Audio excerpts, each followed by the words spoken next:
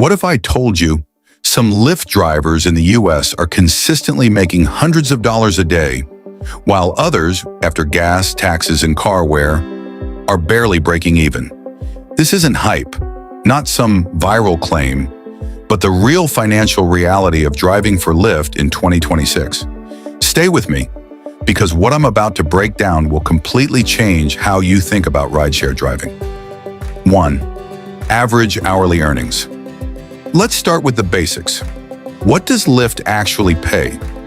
Most Lyft drivers gross between $15 to $30 per hour. That's what shows up before expenses. But here's the thing, that number doesn't tell the whole story. After you subtract the real costs of driving, like gas, maintenance, taxes, most drivers actually take home between $12 and $22 per hour. That means if you work an 8-hour shift, you could walk away with $96 to $176 after everything is paid. It sounds good on the surface, but the range is wide, and how much you keep totally depends on strategy, timing, and location. So later, I'll show you how the best drivers consistently hit the higher end of that range. 2. Gas expenses, the invisible tax. Now let's talk about one of the biggest hidden costs, gas. In 2026, gas prices in many US cities hover around $4 plus per gallon. That might not sound shocking until you realize a Lyft driver can easily put 100 to 150 miles on the car in a day. Let's do the math.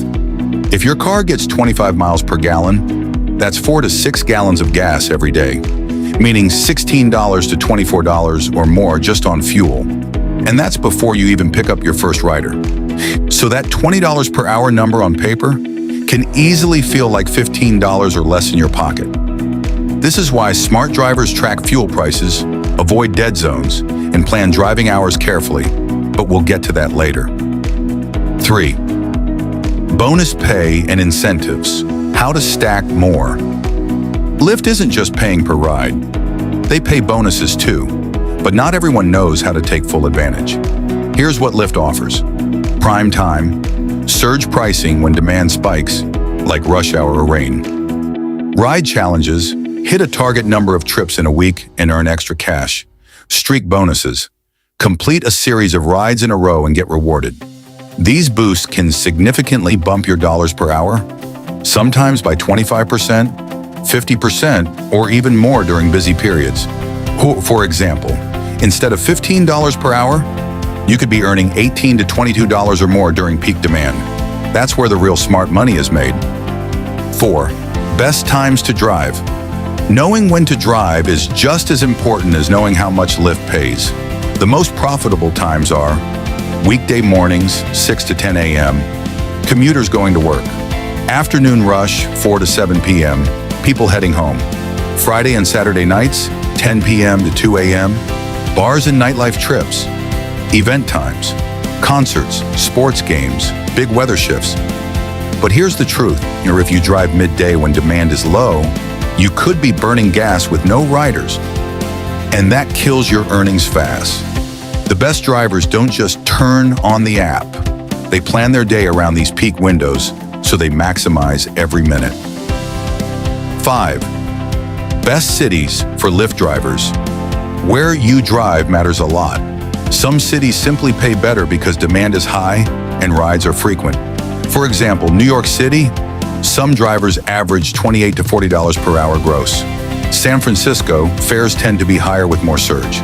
Los Angeles and Chicago, strong evening and event demand. Austin, Phoenix, Denver, rising markets with steady rides. But here's the key, a busy city doesn't automatically mean better earnings. You still need to minimize downtime, chase prime times, and stack incentives. Even the best markets require smart strategy. 6. Part-time versus full-time. What's realistic? Let's break down 2 real scenarios. Part-time driving 15 to 20 hours per week. Net earnings tend to be around $200 to $600 per week, depending on timing. So go full-time driving 30 to 40 hours? With good timing and incentives, many drivers net $700 per week or more. But here's the catch. If you miss peak times or ignore bonuses, your weekly earnings can easily fall closer to $400 to $500. So part-timers can make great side income, but full-timers need rhythm and strategy to make it sustainable. 7. Realistic weekly example. Let's walk through a high-earning week, Monday to Thursday, drive mornings and evenings, 4 hours per day. That's about 16 hours netting around $300 to $350. Friday and Saturday nights, drive 7 hours each, heavy prime time.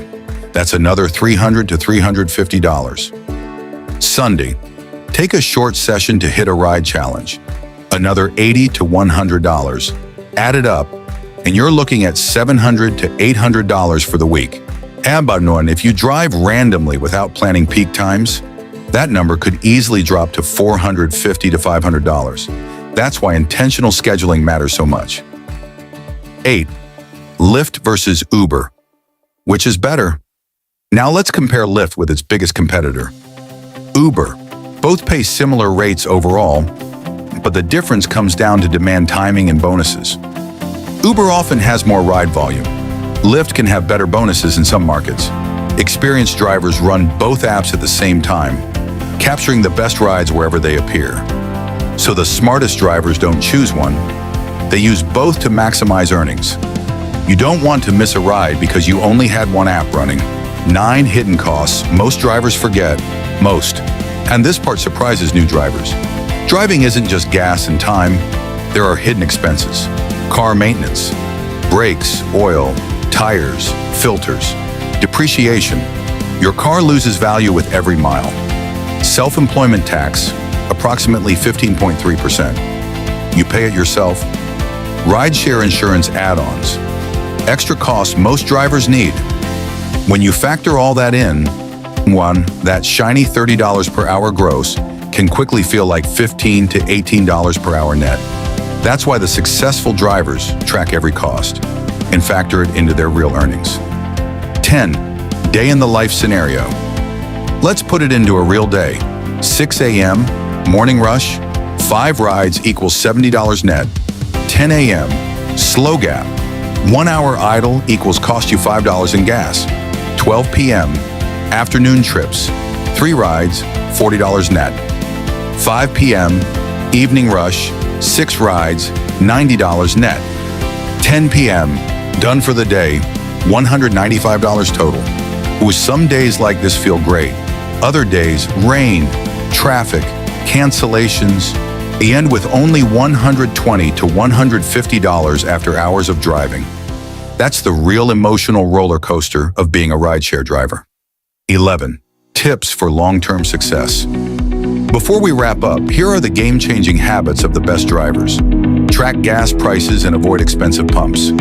Drive both Lyft and Uber apps at the same time. Know your city's traffic patterns.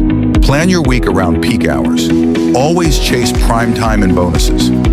These habits turn average income into high income.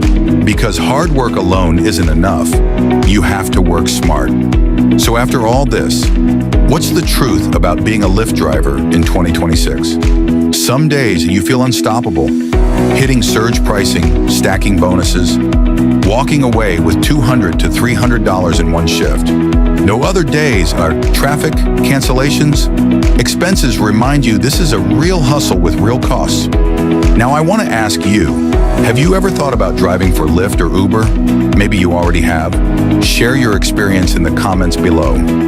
Tell us what city you drive in and what your best and worst days look like.